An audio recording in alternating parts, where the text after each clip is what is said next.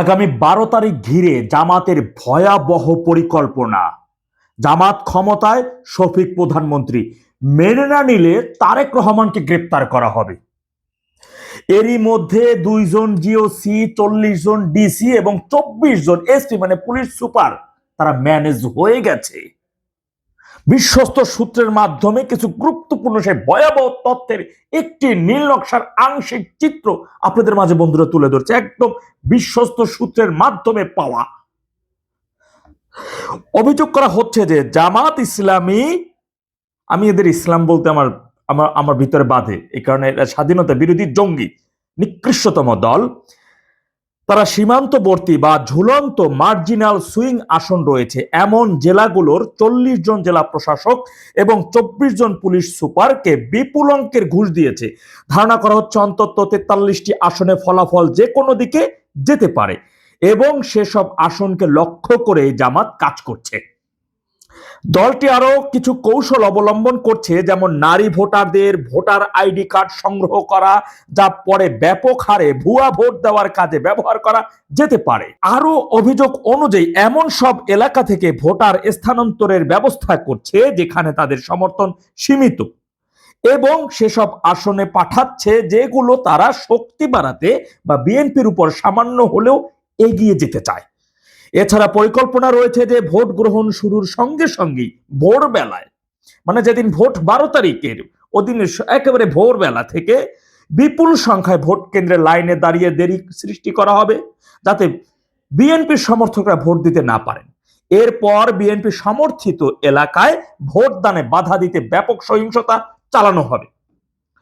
আরো অভিযোগ রয়েছে যেখানে স্কুল ব্যবস্থাপনা কমিটিগুলোতে অনুপ্রবেশ করছে, কারণ যেসব স্কুলে ভোট কেন্দ্র স্থাপন করা হয় সেগুলো এসব কমিটির নিয়ন্ত্রণে থাকে। এর ফলে তারা এই স্কুল থেকে নিয়োজিত প্রিজাইডিং অফিসার অন্যান্য পোলিং এজেন্টদের মাধ্যমে ভোট প্রক্রিয়া প্রভাবিত করবে। এর প্রচার অভিযান মানে জামাতের দেখবেন প্রচার অভিযান অত্যন্ত শৃঙ্খলাবদ্ধ, সংগঠিত মানে সুসংগঠিত এবং অর্থায়নে সমৃদ্ধ। আরো ধারণা করা হচ্ছে কিছু বিষয় যে প্রায় 30% সেনা কর্মকর্তা এরই মধ্যে ম্যানেজ হয়ে গেছে এবং তারা জানা গেছে যে সংযুক্ত এবং যশোর ও রংপুর ডিভিশনের জিওসি মানে 2টা ক্যান্টনমেন্টের জিওসি তারা জনগণকে দড়িকল্লা মার্কায় ভোট দেওয়ার জন্য প্রচারণা চালাইতেছে। শুধু সেটা না, সেনাবাহিনী খুলনার সেনাবাহিনী তারা হিন্দু গ্রামগুলোতে গিয়ে নির্যাতন চালাচ্ছে বলে অভিযোগ পাওয়া গেছে এবং তারা দড়িকল্লার পক্ষে ভোটদানের প্রচারণা চালাইতেছে। হয়তোবা যেখানে হিন্দুদের আমাদের সংখ্যালঘু ভাই বোনদের বসবাস বেশি সেখানে আগুন দিয়ে জ্বালিয়ে দেওয়ারও পরিকল্পনা রয়েছে এর মধ্যে। আর আপনারা জানেন বিএনপি নির্বাচনী প্রচারণার যে কমিটি গঠন করেছে তার সভাপতি জানেন যে এই যে প্রবীণ নেতা নজরুল ইসলাম খান, ডাইনে তাকালে বামে দেখে না, মানে ওই 2 গজ দূরে কিছু দেখে না চোখে। আরেকজন আছেন সিনিয়র মহাসচিব রুহুল কবির রিজভী, বিজি সারা এখন কি বলে একটু কি বলে ও নিজেও জানে না। আর জামাতের দেখছেন।